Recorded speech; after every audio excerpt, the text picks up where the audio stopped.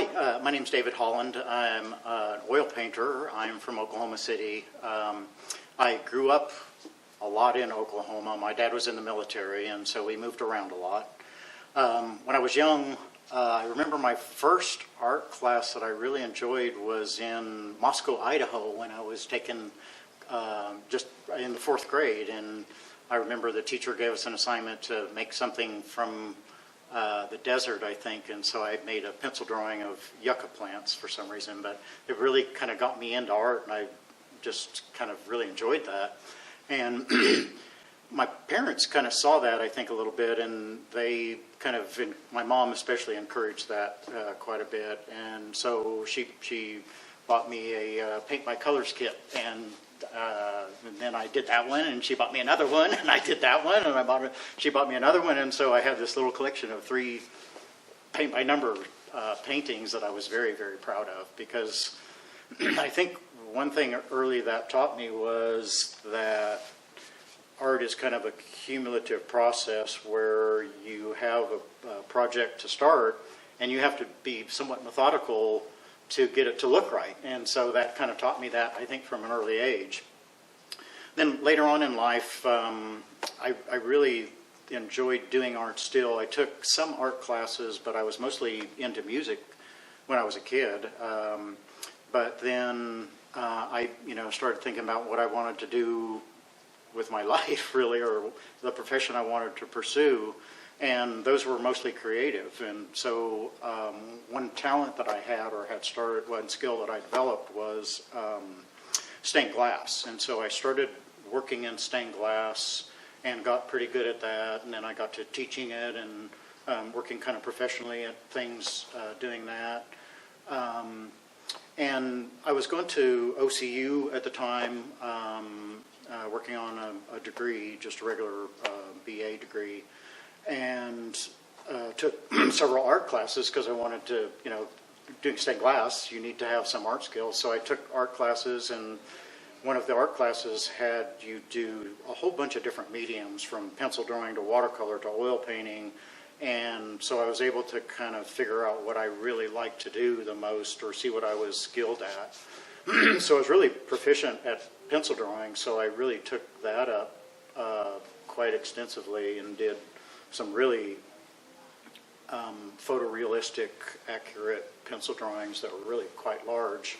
And those, again, that's knowing that art is cumulative, that you really have to have a project and see it through to the end.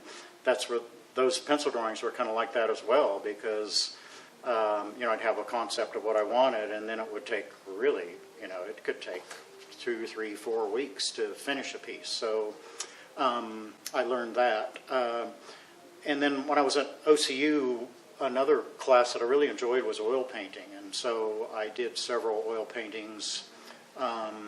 And then I got into another business that was totally unrelated to art for the most part for a long period of time, which during that period of time I was doing something different with art, where I was doing what I called a modern life series, was these illustration kind of pieces about perplexities of modern life, and those were quick to do. I was doing them small, and I was doing oil pastels and pencil, so those you can just pick up and do 5 minutes here, 10 minutes there, 20 minutes there, because I was still practically running a business at the time, so I didn't have a lot of time for art. Then gradually I kept my finger in the art world, really, in Oklahoma City.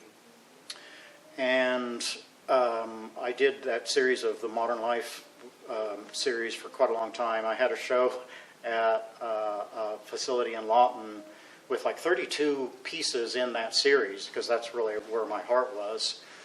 And like 1 or 2 of those 32 pieces sold. And for an artist, that's really very, very discouraging, because you want to sell art to make enough money to make a living at art so you can keep doing the art. So I realized, well, that ain't going to fly. This is not going to work. So I had a real crisis of confidence at that point, and almost considered giving up art altogether, because that's what I wanted to do. And if I couldn't do it, then why do it? But like a year and a half, 2 years later, I wanted to do art, and so there were two things that I knew I really liked that I could pursue that would probably be marketable. One was flowers, because I'm a real big gardener and I have a huge flower garden in my backyard. And the other was clouds, because I've always enjoyed clouds. I've enjoyed watching them. I've taken pictures of them. But I've never really thought about doing art of them until then. And so I started doing art of that. I started out with oil pastels and really liked the result. And then a friend of mine bought me a whole oil painting kit for Christmas one year, and it included the easel and all the paint. So I started painting in oil. I think that was like 2008, I think it was, or 2009. And so that's when I started painting clouds really as what I was doing. And that it just got to be more and more and more of doing just that, of painting just clouds. And in Oklahoma, since people appreciate storms and clouds, that had a lot of acceptance. And I started to make sales. I did the arts festival for 3 or 4 or 5 years, and it just got more and more sales as that went along. And so that really kind of clued me in that this is really the path that you need to follow. And so that's what I've been doing ever since. And so oil painting is really my preferred medium, just because of the saturation of color that you get and the contrast. I really like that a lot. And the color especially, just because it leads to emotion. I mean, color evokes emotion in you. So some of the favorite storms that I like to paint are those really, really late evening storms where the sun is setting, but all the colors of the sunset are reflected into the clouds. So I take a lot of pictures of those, and that's the way I work usually. Is I spend a lot of time photographing storms. I have probably, I don't know, hundreds of thousands of pictures of storms, and then I'll go through those. Like if I go out and picture a storm as it's developing, I can take anywhere from 100 to 400 pictures, and then I go back and look at those on the computer, and there's some of them that really, really stand out. So those are the ones I concentrate on. Then I pick those out, and I'll print them. This is kind of the way I get a more three-dimensional appearance to them, is by printing out a brightened version of it. So that means that the lower part of the cloud that's usually too dark for you to see the detail in it, that shows up. And then if I darken down the whole piece, then the parts that are usually light at the top that are really bleached out that you can't see the dimension in, when you darken it down, you can see the bumps in the top. So I usually print out 3 versions of the same cloud, one that's too dark, one that's too light, and one that's right in the middle of what I want.